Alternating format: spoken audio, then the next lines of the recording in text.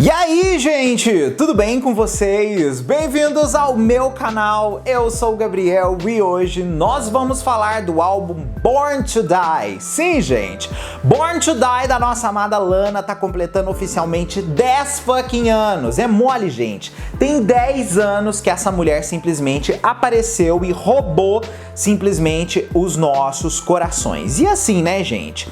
Refletir sobre a história de Born to Die é entrar dentro no mundo mais assim louco da carreira de Lana Del Rey, de fato, né? Porque foi tipo uma histeria coletiva quando essa mulher surge. E assim, hoje a gente vai conhecer a história do álbum, a gente vai conhecer a história de algumas músicas, alguns momentos dentro do projeto que são super interessantes, que às vezes você nunca soube, entre outras coisas relacionadas ao álbum que eu tenho certeza que você vai amar. Tá? E também, né, esse álbum é literalmente a reflexão daquele ditado, né? Um bom conhecimento da Bíblia vale muito mais do que qualquer estudo. Antes da gente começar, é o seguinte, se você não é inscrito aqui no canal, por favor, se inscreve e vem fazer parte da nossa comunidade. Aqui eu falo de música pop e de outros assuntos relacionados e vai ser incrível ter você aqui com a gente. Eu também lancei recentemente a loja oficial de camisetas aqui do canal e tem várias estampas lá, inspiradas pela nossa amada Laninha. Inclusive essa que eu tô usando das eras de Lana Del Rey, você consegue encontrar lá na loja do canal. Só que tem, gente, muitas estampas para vocês pensarem somente nessa. Eu vou deixar o link aqui marcado no topo dos comentários, assim como também na descrição do vídeo, para vocês poderem conferir tudo. Então tem assim, basicamente de todas as fases musicais dela também separadas. Então vai lá conferir que eu tenho certeza que você vai amar.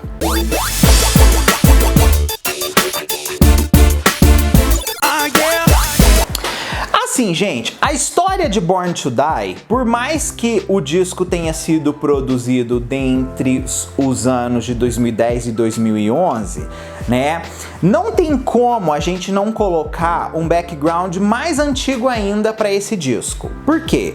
Ele foi o primeiro lançamento major label da Lana, por mais que nós tivemos um lançamento antes dele de forma de álbum. E a gente vai entender isso agora.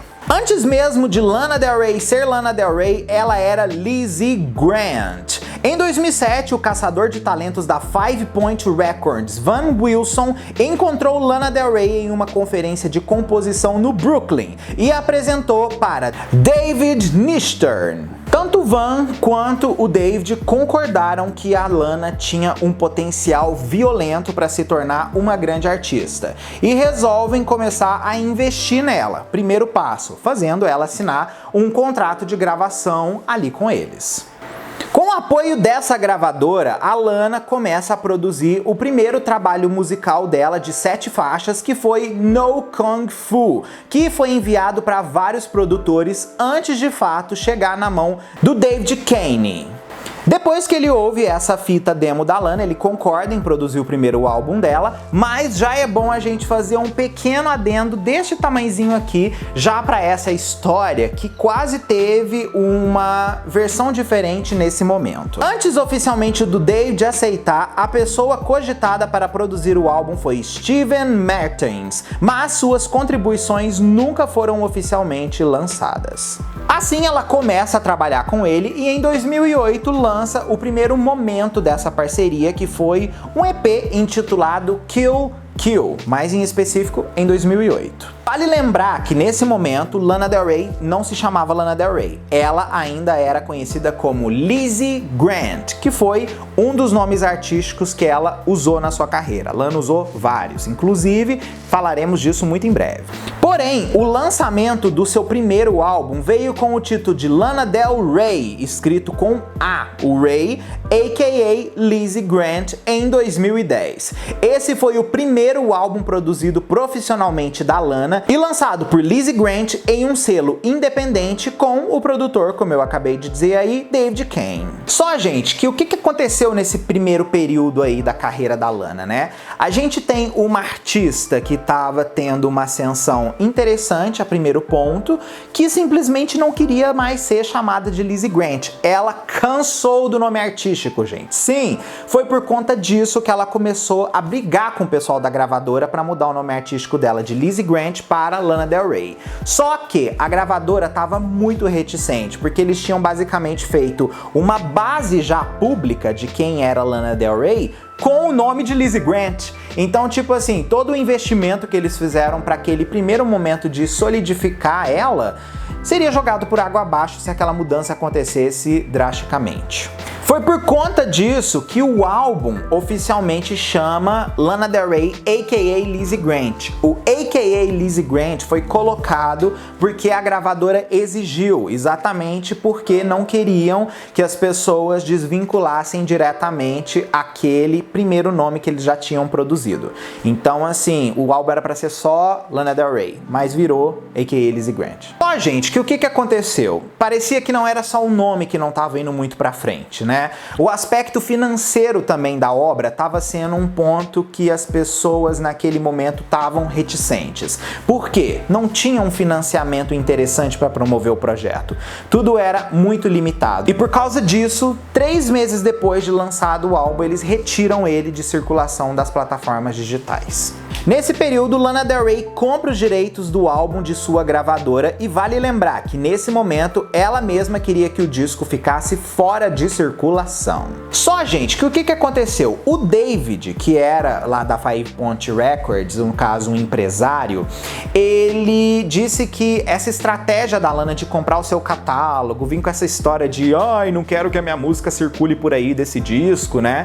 Foi tudo uma estratégia calculada, exatamente porque ela já tinha um contrato vamos dizer assim, assinado à frente dela. E meio que acabou acontecendo isso mesmo, ela assinou um contrato 1000 vezes melhor. Mais tarde, em junho de 2011, Lana Del Rey assina com a Stranger Records, mas não somente isso, ela também faz um contrato de joint venture entre a Interscope e a Polydor Records, gravadoras muito maiores que estavam totalmente dispostas a investir no trabalho dela totalmente. Foi nesse momento também que a Lana lança oficialmente a música Video Games, que se tornou a primeira música popular dela e também é dita como a música que fez a Lana voar internacionalmente e ser conhecida por todo mundo. E acabou que foi, né, gente? Porque Video Games virou basicamente um viral instantâneo.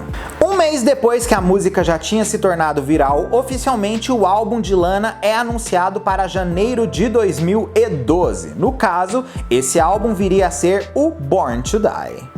Ela chegou a lançar um segundo single antes oficialmente do disco chegar, que veio a ser a faixa título Born to Die, que costurava toda aquela realidade magnífica deste novo projeto. E sobre o que o disco seria naquele momento, Lana deu a seguinte descrição sobre o projeto. É em homenagem a viver a vida de um jeito selvagem, mas até sarcástico, porque eu não sou mais tão selvagem. Costumava beber muito, demais na verdade. Faz 7 anos agora que não bebo. Vale salientar que essa vida da Lana com o álcool caminharam juntas durante muito tempo. Tipo, ela bebia, gente, igual um Opala subindo um morro. A mulher era tipo assim, daqueles carros que gasta gasolina até falar chega, tipo que roda 1 km com 30 litros, era a Lana Del Rey.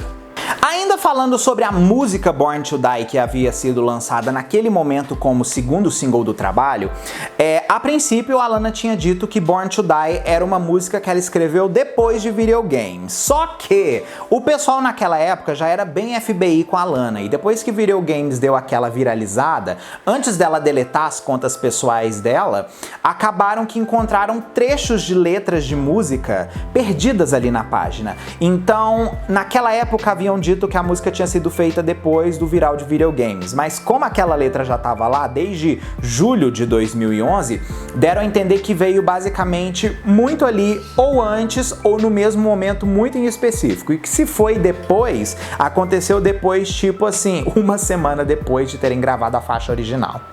Quando o álbum chega oficialmente pra gente, nós tivemos a noção do que Lana Del Rey era como artista ou do que meio que Lana Del Rey queria se mostrar para o mundo como artista. Porque assim, algumas pessoas, no caso críticos musicais, descreveram o projeto como algo quase cabaré. Outros falaram que era indie, outros falaram que era uma nova forma de se ver e fazer pop. Então, tipo assim, ninguém tinha uma definição exata para o que era Lana Del Rey como artista naquele primeiro momento.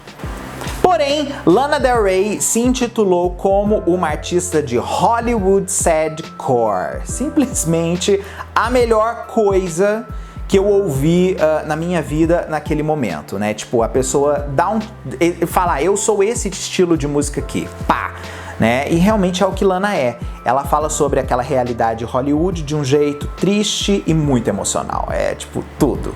Lana Del Rey foi descrita por alguns como uma gangsta Nancy Sinatra, por vários críticos na época, inclusive citando ela como uma influência de Lana Del Rey. Porém, Lana disse que as influências da sua vida eram Britney Spears, Elvis Presley e Anthony and the Johnsons. Só, gente, que não era só um repertório lindo que a Lana tinha entregado de um sadcore de Hollywood, né? Ali a gente tinha uma pessoa que ia muito mais além nas suas narrativas e fez histórias extremamente intensas em determinados momentos do projeto. Um exemplo disso foi a trilogia K. Vale lembrar que ninguém sabe de fato o que significa a trilogia K. Tem milhões de suposições. Tem gente que fala que K pode vir de Kevin, tem gente que fala que o K é de Kurt Cobain por causa de uma coisa que a gente já vai falar aí. Então, assim, tem muitos momentos em específico que eles acreditam que possa justificar o que o K signifique, que, vamos dizer assim, na verdade, possa não ser. Dentro do álbum, ele é representado pelas músicas Video Games, Born to Die e Blue Jeans. Também houve a citação que isso podia ser referente a Josh Camp, um namorado da época ali de vida de Lana Del Rey que foi muito intenso, exatamente pelo aspecto da música Video Games contar muito sobre uma experiência em específica dos dois jogando World of Warcraft. Ao mesmo tempo que tivemos a trilogia K, tivemos músicas que foram muito controversas, principalmente como Off to the Races, que pra crítica foi uma música de péssimo tom. Liricamente é descrita pelos críticos como um show de horrores de codependência inadequada. Isso naquela época era algo que estava começando a ser discutido e muitos disseram que isso podia influenciar jovens a entrar em relacionamentos abusivos. Tivemos também a música Summertime Sadness, que ganhou uma popularidade imensa no mundo e na verdade meio que se tornou talvez a música mais conhecida da Lana Del Rey até hoje por causa da versão remix que aconteceu dessa música, feita pelo Cedric Gervais, que se tornou uma das faixas mais inclusive populares do Spotify. Tivemos também outras músicas marcantes como National Anthem, que traz ali pra gente um sample do The Verve, né, da música Bittersweet Symphony, que quando eu escutei a primeira vez foi tipo, eu rejuvenesci 10 anos, sendo que eu já era jovem naquela época. Tá? Então eu rejuvenesci 10 anos porque eu lembro de ouvir o The Verve na MTV, então foi aquela coisa que eu falei, meu Deus, o que tá acontecendo aqui? Essa música relata essa história de amor hedonística e melodramática que Lana Del Rey comanda seu amante e faz ele jurar lealdade a ela. Essa música é dita como a primeira música que ela fez sobre Jay, que foi basicamente o centro do álbum seguinte dela, Ultraviolence. Aqui a gente já tava tendo meio que uma pista para o futuro de Lana, então olha só que coisa incrível que essa mulher já tava pensando lá na frente. Outro ponto alto do álbum é Dark Paradise, que os fãs acreditam que seja para o ex-amante de Lana Del Rey, Kay, e sua morte, embora isso não tenha sido definitivamente confirmado nunca. No entretanto, existem algumas evidências que podem fornecer essa teoria aí. A Lana fez essa música para uma pessoa que já morreu e que ela queria muito continuar junto, né? Foi por causa dessa música que todo mundo começou a acreditar que podia ser para o Kurt Cobain. Também porque numa entrevista a Lana cita o Kurt Cobain. E foi nessa música também que surgiu aquele meme fantástico e talvez o primeiro meme da carreira de Lana Del Rey, que foi o Queria Estar Morta. Ainda falando sobre o álbum, a Lana mudou de título várias vezes o disco, tá, gente? Antes oficialmente de recebermos Born to Die. O álbum por um período se chamou God Bless America, The Best of Lana Del Rey, The Revenge of Lana Del Rey, The World Is Ours, Do You Love Yet? E Born to, né, com o to apenas sendo representado pelo número 2, Die. Isso daí referente, inclusive, que podemos confirmar como quase o título final por conta de uma coisa que aconteceu pouco tempo antes do lançamento do disco oficialmente. Antes do lançamento oficial do disco, lá na França foi lançado um EP contendo algumas músicas meio que de apresentação da Lana Del Rey. E a música Born to Die era chamada Born to Die, e não Born to Die como a gente viu depois sendo representada, dando a entender que no momento que eles colocaram aquele EP lançado na França, o álbum ainda tinha esse outro nome. Esse álbum teve vários descartes que nunca ouvimos, outros ouvimos e outros foram parar na mão de outros grandes artistas. Um exemplo disso foi a Cheryl, quando pegou Ghetto Baby e lançou como faixa do seu álbum de 2012 o disco A Million Lights, né? E foi maravilhoso receber essa música aí da Cheryl vindo com uma influência de Lana, porque a gente percebe que a música não tinha nada a ver com o universo da Lana. 10 meses depois do lançamento do álbum, uma nova versão do disco foi disponibilizada com várias novas canções que receberam o título de Paradise Edition. Vale salientar que Paradise foi lançado separadamente também como um EP. Paradise é bem interessante porque naquele ponto a Lana já tinha começado a fazer músicas novas para o que computariam num segundo álbum, mas estranhamente resolveu voltar atrás, pegar as faixas que ela tinha, colocar ali no Born to Die e lançar aquela versão estendida. Meio que tava muito ali naquela época acontecendo isso, né? Os artistas já estavam começando a fazer umas edições deluxe do deluxe para conseguir fazer com que a era durasse mais e eles pudessem colocar músicas mais transitórias, vamos dizer assim, dos seus repertórios. E foi positivo a Lana lançar isso daí, né, naquele ponto, porque alimentou mais ainda o nosso imaginário relacionado ao álbum Born to Die e produziu também o icônico Trópico, né? Então, assim, a era Born to Die definitivamente moldou a geração mais antiga da Lana Del Rey como nunca. E essas pessoas cresceram com essas narrativas da Lana Del Rey, influenciando a vida delas a uma nova visão de mundo. E assim, né, gente, com todas essas características que nós citamos sobre Born to Die, é muito difícil de pensar que um álbum desse faria o sucesso que fez, né? Então, por que Born to Die foi um sucesso tão grande? Muito simples, por causa do efeito movimento contra a cultura que esse disco tinha. Na época que ele foi lançado, a gente estava vivendo o auge da música eletrônica, e ter uma artista que tira todo esse ponto do seu repertório e reflete coisas muito mais organicamente produzidas, faz com que aquilo tenha um diferencial dentro daquela indústria. E o movimento contra a cultura, ele sempre existiu em todos os tipos de mercado. E é uma das coisas que as pessoas usam para poder se destacar. Isso daí não é exclusividade da Lana Del Rey.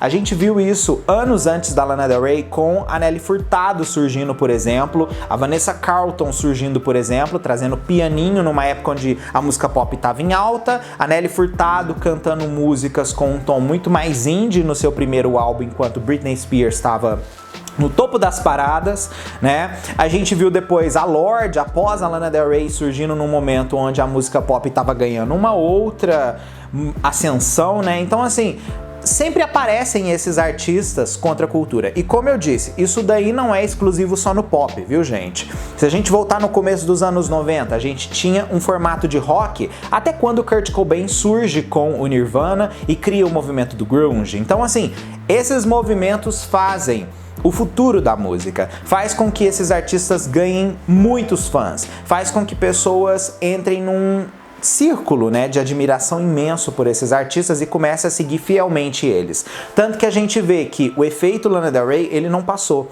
Ela continua tendo um público extremamente fiel que todo ano compra o novo álbum dela, todo ano ouve o projeto todo, e a Lana também ensinou essa nova geração a ouvir o disco completo e entrar naquela imersão da experiência toda que um álbum pode trazer, né? Então, assim, eu acredito mesmo que o sucesso do Born to Die tenha sido por conta desses fatos que eu acabei de dizer, tá?